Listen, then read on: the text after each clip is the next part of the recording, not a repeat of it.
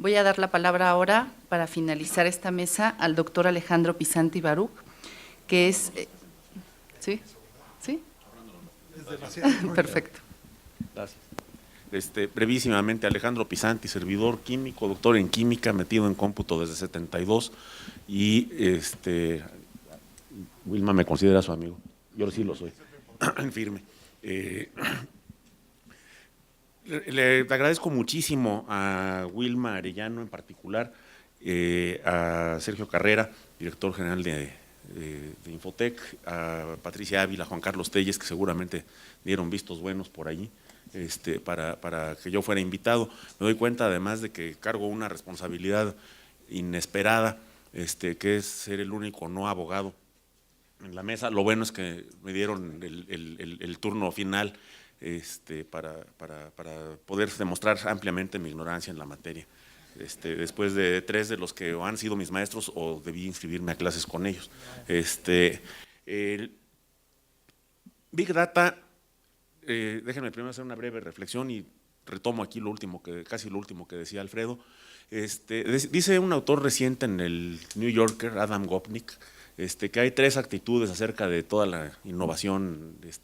en Internet y tecnologías de información. Las describe como el never better, el peor, el nunca hemos estado peor, y el always was o el ever was. Es decir, el hiperoptimismo de que jamás había habido algo tan bueno como lo que tenemos, los ultra pesimistas tipo Moroso,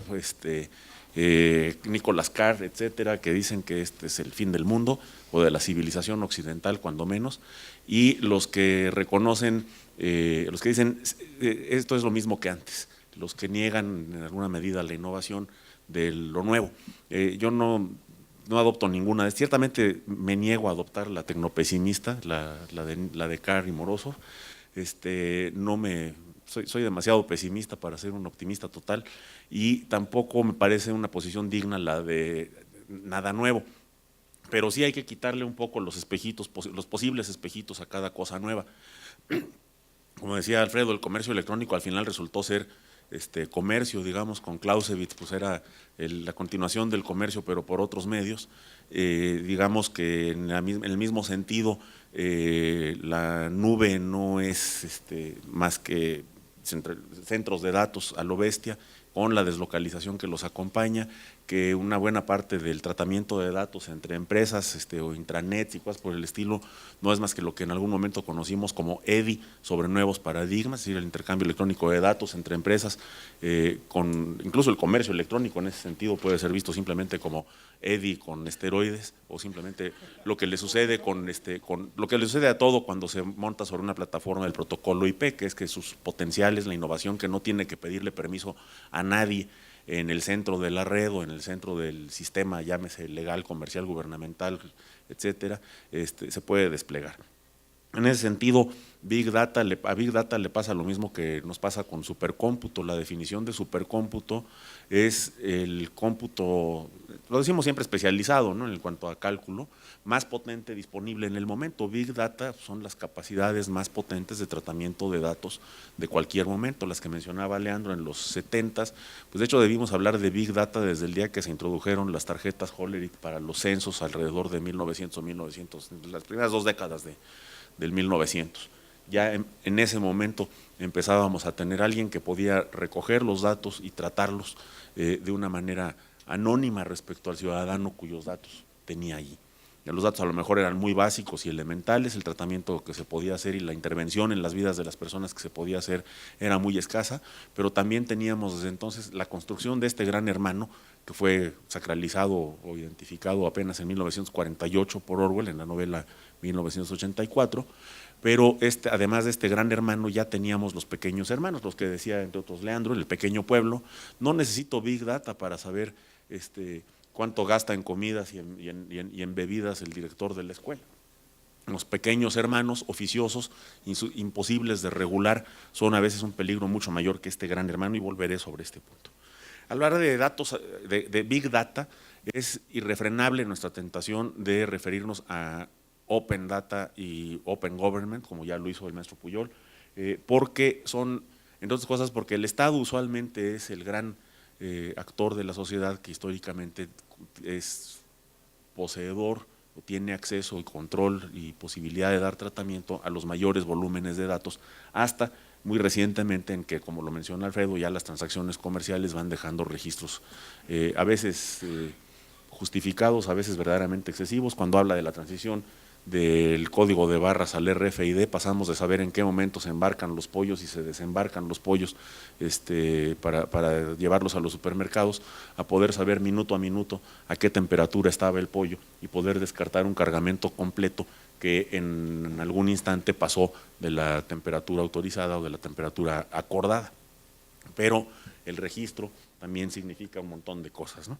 Esta trazabilidad en alimentos es una de las cosas en medicamentos es una de las cosas en las que se nos olvida que se generan big data, vamos, a lo bestia data, ¿no? Tenemos que ver que una buena parte de lo que hacemos con grandes volúmenes, con volúmenes ingentes de datos, no es forzosamente algo necesario o que nos ha sido pedido, es decir, no corresponde a las especificaciones de un sistema solicitado por un cliente, sino que del lado informático empezamos a hacerlo pues siguiendo el lema o la respuesta a la gran pregunta existencial de Edmund Hillary, el primer occidental que escaló el Everest, que a la pregunta de por qué escaló el Everest, contesta because it's there, porque está allí. Y esa es una respuesta que tenemos desde el lado informático a muchas de las cosas que hacemos. ¿Por qué lo estás haciendo? ¿Por qué pensaste en hacerlo? Pues porque se puede. En muchos casos esta es una muy buena respuesta y esta es una muy buena actitud. Hacer lo que se puede y buscarle al cliente después es precisamente el camino de la innovación más extendida. Se quedan cientos de because it's there sepultados, asómense, perdón, esto va a ser un comentario geek, algunos ingenieros se van a alegrar de ya no oír hablar de leyes, ¿no? Piensen en la cantidad de esqueletos en el closet de SourceForge o de GitHub, ¿no? La cantidad de software, de grandes proyectos de software que se han quedado sepultados allí porque no acabaron por tener un cliente, no acabaron por tener una comunidad sana que los empujara. Pero ese because it's there es un motivo muy importante por el que estamos metidos en el tema de Big Data. No analizamos con suficiente frecuencia los riesgos en un marco muy amplio. Hablamos de seguridad, hablamos de privacidad, pero probablemente ganáramos mucho en una conversación en la sociedad en la que simplemente habláramos de la gestión de los riesgos de los grandes datos. Y entonces hablaríamos de todas las disciplinas, es decir, enfocaríamos esto con todas las disciplinas con las que nuestra cabeza de analistas de riesgo nos puede acercar al tema, ¿no? Identificar el riesgo, cuantificarlo, cuantificar por separado coordenadas perpendiculares de impacto y probabilidad, seleccionar los riesgos, digamos, en donde el producto o la suma,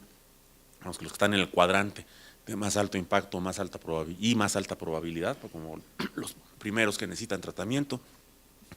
y todas las disciplinas de evasión del riesgo, transferencia del riesgo, identificación de la ocurrencia del riesgo, mitigación, respuesta, plan de contingencias, plan de continuidad, visto todo esto desde el punto de vista de todos los actores sociales, la empresa, el banco,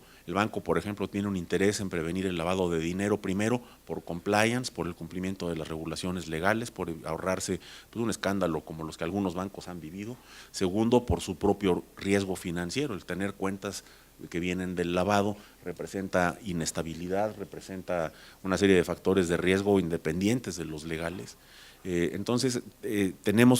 aplicamos ahora como sociedad en la conversación en la que convergemos los generadores de datos, los tratadores de datos, las personas cuyos datos entran a los sistemas, etcétera, podríamos tener una conversación bastante inteligente y que nos permitiera ver cómo mitigar una serie de riesgos que surgen de los Big Data, cuando son ya sobre todo datos privados o públicos de personas. Uno de los riesgos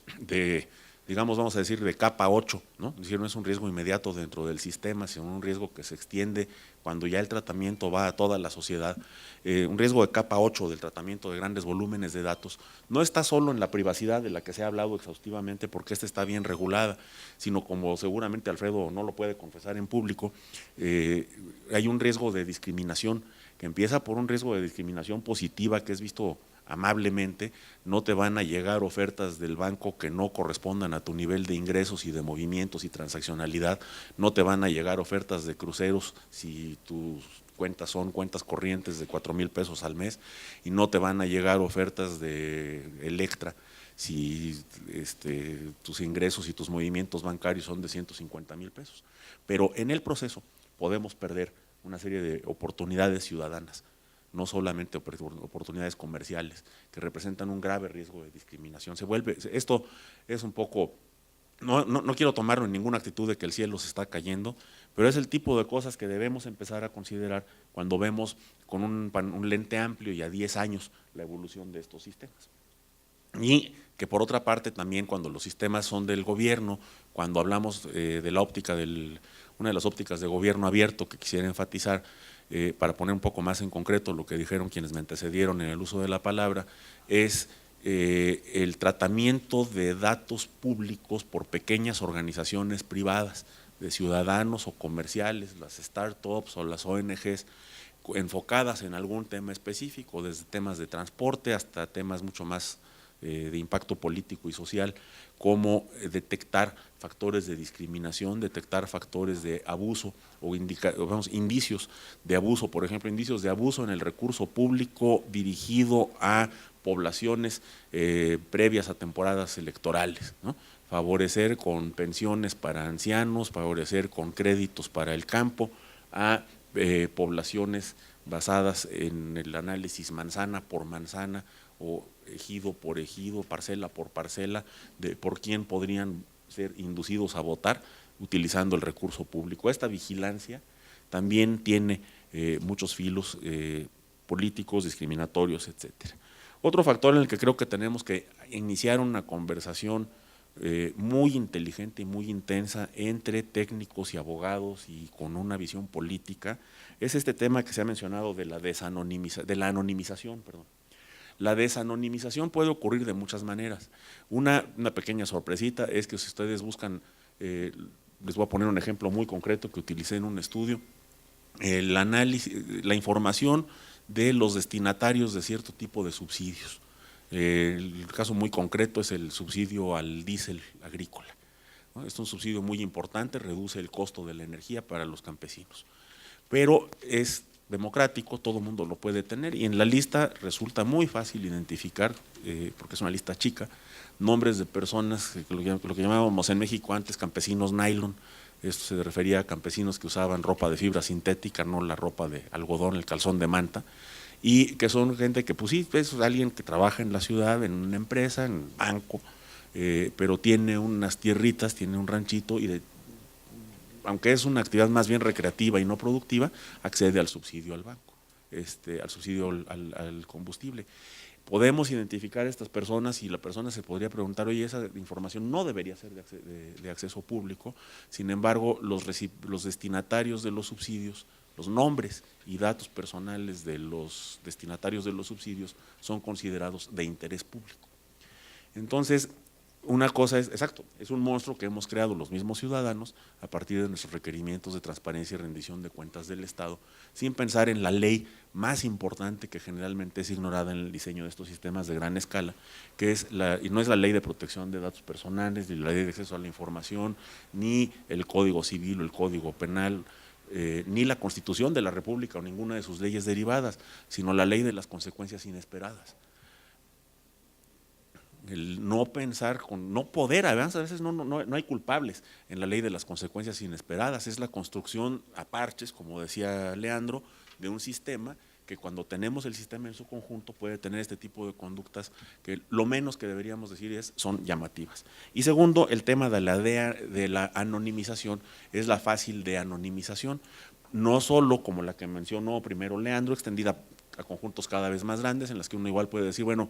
reduzco de una población de 1 millón de personas de las que tengo datos, eliminando quiénes pueden ser, o vaya, utilizando criterios de los propios datos, acabo por encontrarme una subpoblación de 500 personas que cumplen con determinados criterios, digamos, de ingresos, edad, residencia, etcétera, que pueden ser los más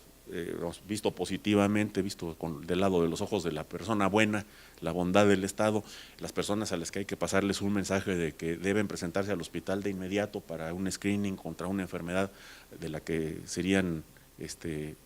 muy probablemente víctimas, o el mal uso de estos grandes activos informáticos por partes interesadas, por ejemplo, para identificar la población más secuestrable o más fácil de extorsionar. Y con la cantidad, como mencionaba Alfredo, la cantidad ingente de datos que generamos, por ejemplo, la movilidad a través de los celulares puesta en las manos equivocadas, puede permitir rápidamente decir, ¿sabes qué? Este señor sale de su trabajo y llega a su casa, pero se para en algún otro lugar por 2 horas todos los martes en la tarde.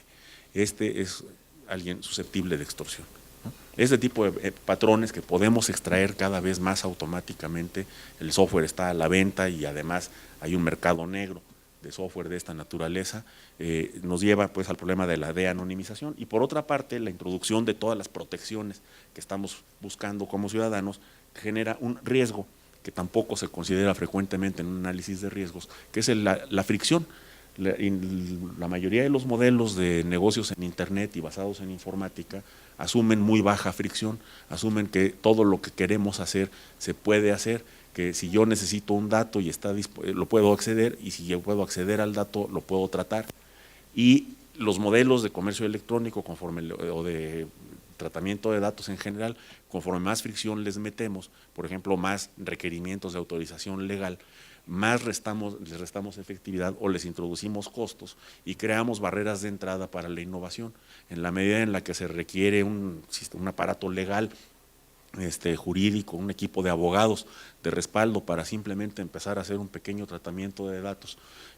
sin correr riesgos de infringir la ley, estamos haciendo que todas las startups y los equipos técnicos y académicos de investigación de las universidades o de instituciones como Infotec no le puedan entrar, dejándole una gran ventaja a los bancos y a algunos entes de gobierno que sí cuentan con el aparato jurídico, ya sea para hacer su análisis cuidadoso o para enfrentar los litigios como un way of doing business, una manera de hacer negocio que incluye meterle 50 millones de pesos de reserva para litigios a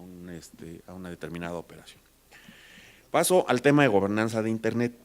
que es el que me pidió Wilma que tratara particularmente y tratar de hacerlo relevante en pocos minutos además.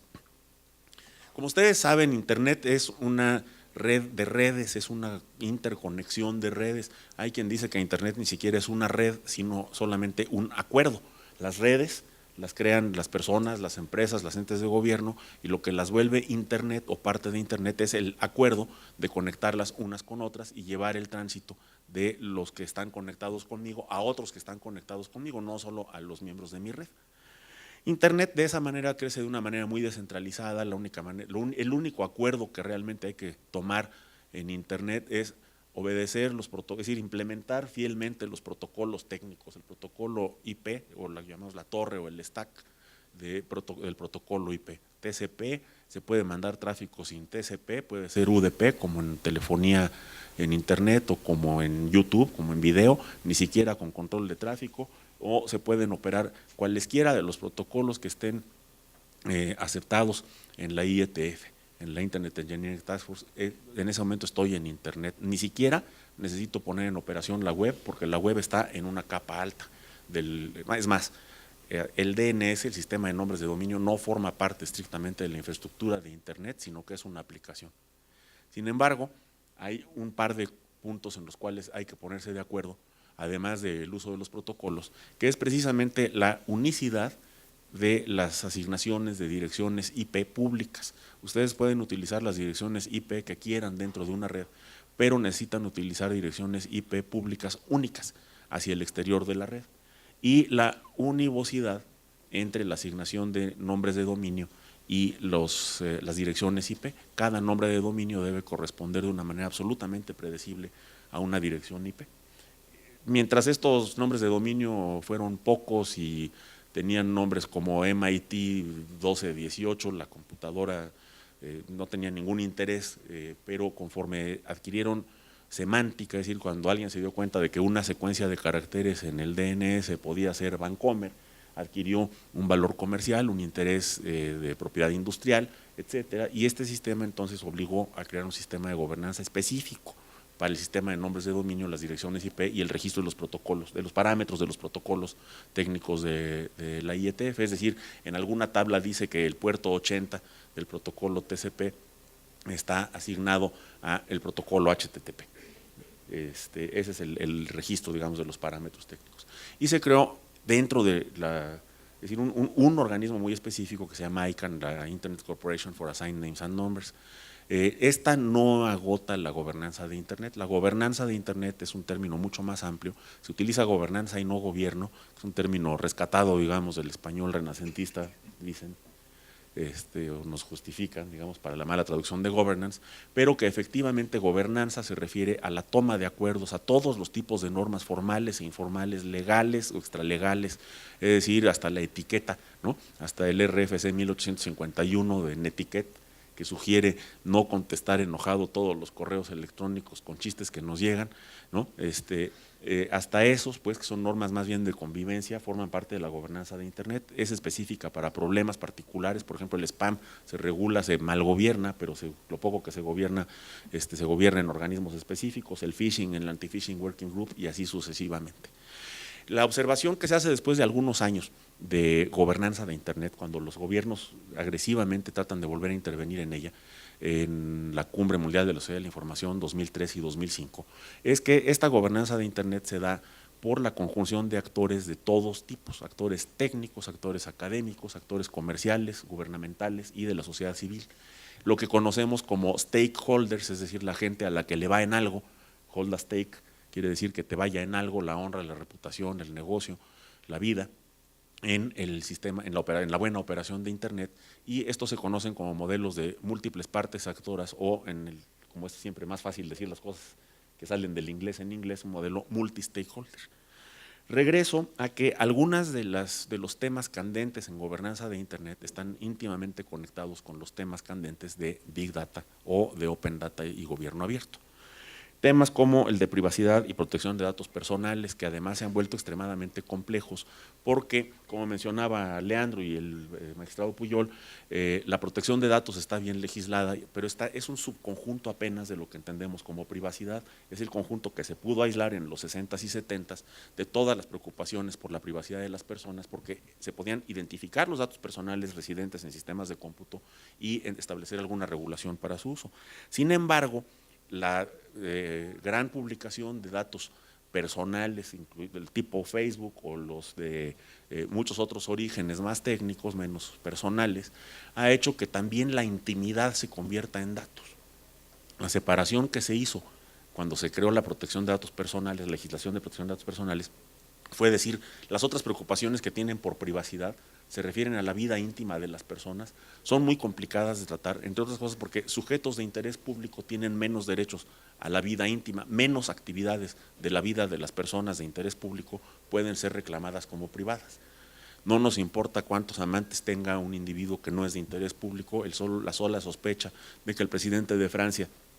o el primer ministro de un país tenga amantes puede ser objeto de interés público, en algunos países para causarle un escándalo que le cueste el puesto y en otros para aumentar el aprecio que por la persona tiene la población. Eso es muy cultural,